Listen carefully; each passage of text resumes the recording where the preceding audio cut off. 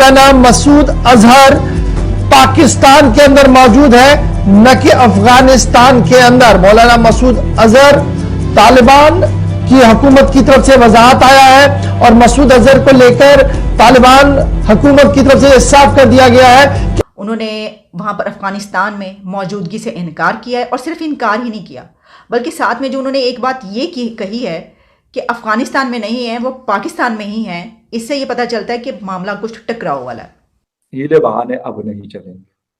F A T F والے کہیں گے نکالو، جہاں پہ بھی پڑا ہوا ہے، جہاں پہ بھی موجود ہے، وہ آپ کا مسئلہ ہے، ان کا مسئلہ نہیں. انہوں نے پھر رپورٹ دے دینی ہے کہ grey list extended for next 3 months.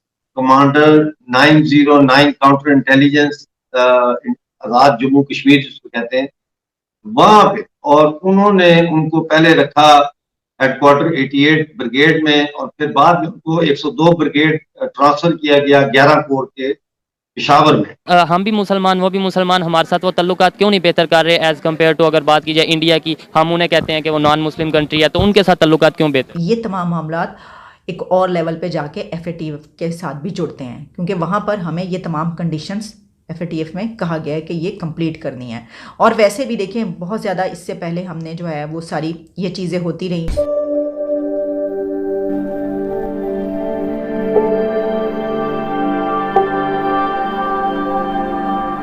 Taliban حکومت نے مسعود اظہر کی افغانستان میں موجودگی سے انکار کر دیا ہے، یہ خبر ہے. اور خبر یہ اس لیے ہے کہ جو پاکستان ہے اس نے طالبان حکومت کو، افغانستان کو ایک خط لکھا تھا کہ کالعدم جیش محمد کے سربراہ مولانا مسعود اظہر افغانستان میں، تو ان کو واپس کیا جائے اور گرفتار کیا جائے فوری طور پر. پاکستان کی طرف سے یہ خط لکھا گیا تھا طالبان حکومت کو. تو اب ان کی طرف سے یہ جواب دیا گیا ہے کہ ایسی کوئی بات نہیں ہے، مولانا مسعود اظہر وہاں پر نہیں ہے. انہوں نے وہاں پر افغانستان میں موجودگی سے انکار کیا ہے. اور صرف انکار ہی نہیں کیا بلکہ ساتھ میں جو انہوں نے ایک بات یہ کہی ہے کہ افغانستان میں نہیں ہیں، وہ پاکستان میں ہی ہیں. اس سے یہ پتہ چلتا ہے کہ معاملہ کچھ ٹکراؤ والا ہے. کیونکہ وہ یہ تو کہہ سکتے تھے کہ بھئی آپ نے ہمیں خط لکھا تو جی خط پڑھا ہے ہم نے، تو ہم نے ڈھونڈ لیا ہی پورے افغانستان میں، وہ ہمیں نہیں ملے تو ہمارے پاس تو نہیں ہے وہ، یعنی ہم اس ملک میں نہیں ہیں. ساتھ میں یہ کہنا کہ وہ آپ ہی کے ملک میں ہے، تو اس سے یہ پتہ چلتا ہے کہ یہ تو لڑائی والی بات ہے نا. یعنی اگر اس طرف سے کہا جا رہا ہے کہ نہیں ہے ادھر ہیں تو پھر یہ ساری سچویشن ہمیں یہ بتا رہی ہے کہ اس وقت ہمارے تعلقات افغانستان حکومت سے بھی ٹھیک نہیں ہیں، وہاں پر جو تحریک کالعدم طالبان ہے اس سے بھی ٹھیک نہیں ہیں. اور اس کے علاوہ یہ جو معاملات ہیں یاد رکھیے گا، دہشت گردی امن ہونا چاہیے، دہشت گردی ختم ہونی چاہیے. جن لوگوں کو گرفتار کرنے کے لیے کہا گیا ان کی گرفتاری ہوئی ہے یا نہیں ہوئی، ان کو گرفتار ہی ہونا چاہیے، وہ کھلے چھٹے نہیں پھرنے چاہیے. یہ تمام معاملات ایک اور لیول پہ جا کے ایف اے ٹی ایف کے ساتھ بھی جڑتے ہیں، کیونکہ وہاں پر ہمیں یہ تمام conditions F A T F میں کہا گیا ہے کہ یہ کمپلیٹ کرنی ہے.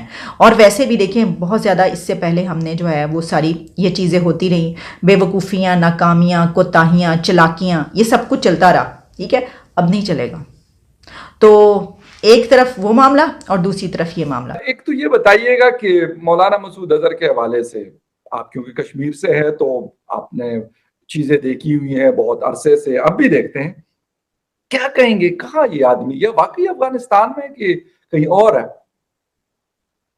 دیکھیں یہ جو مولانا مسعود اظہر صاحب ہیں، یہ یا تو انہوں نے اپنا سارا زیادہ تر وقت جو ہے وہ پاکستانی قبضے والے جموں کشمیر میں گزارا ہے جہاد کے حوالے سے، اور یا پھر انہوں نے اپارا اسلام آباد ISI کے ہیڈ کوارٹر میں بیٹھ کے جہادیوں کو انسٹرکشنز دینے کے حوالے سے گزارا. اس کے علاوہ اسلام آباد میں جو کوسار اسلام آباد کے جو کمانڈر ہیں ISI کے، انہوں نے ان کو ایک سیف ہاؤس بھی دے رکھا تھا جس کی پروٹیکشن جو ہے وہ under the instruction of general Bajwa ہماری اطلاع کے مطابق کوسار اسلام آباد کے ISI کے کمانڈر کا. اب لاسٹ ٹائم یہ ہوا کہ وہ پائے گئے تھے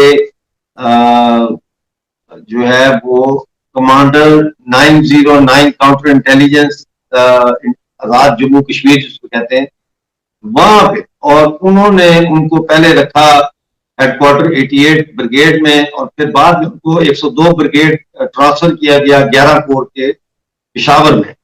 اس وقت وہ کہاں ہیں اس کے بارے میں ہمارے پاس جو متضاد اطلاعیں آ رہی ہیں وہ ایک تو یہ ہے کہ وہ کشمیر میں مظفر آباد میں فرسٹ AK ریجمنٹ کے ہیڈ کوارٹر والوں نے ان کو چھپا کے رکھا ہے، اور دوسری خبر یہ ہے کہ وہ اپارا میں ISI کے جو ہیڈ کوارٹر ہے ان کی زیر نگرانی ان کو چھپایا گیا ہے۔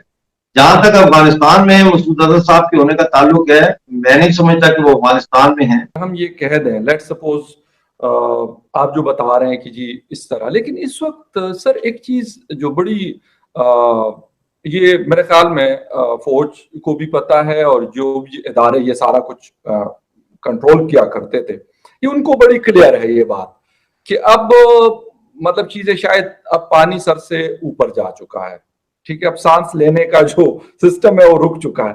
تو آپ کو لگتا نہیں ہے کہ وہ اب ان کے لیے یوز لیس ہو گئے کہ اس کے لیے اتنا تک وہ دو یہ کرتے رہیں گے؟ Do you think that? مطلب میں ذاتی طور پہ یہ چیز مجھے نہیں ہضم ہو رہی کہ اتنا وہ تک وہ دو ان کے لیے اب کرتے رہیں گے۔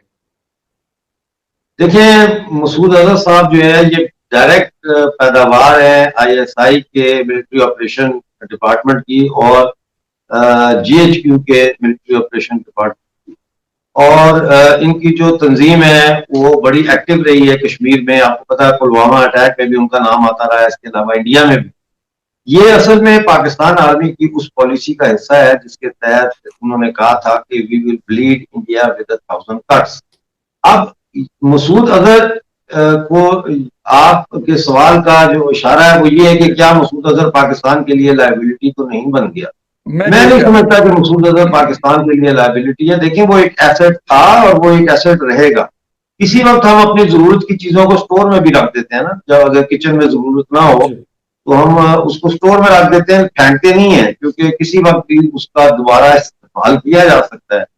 تو مسعود اظہر صاحب کو آگے پیچھے کر رہے ہیں، لیکن مسعود اظہر جو ہے اس کا جو نیٹ ورک ہے اور جس طریقے سے وہ اس ساری سچویشن کو سمجھتا ہے کہ کیسے حملے کرنے ہیں، کیسے دہشت گردی کرنی ہے،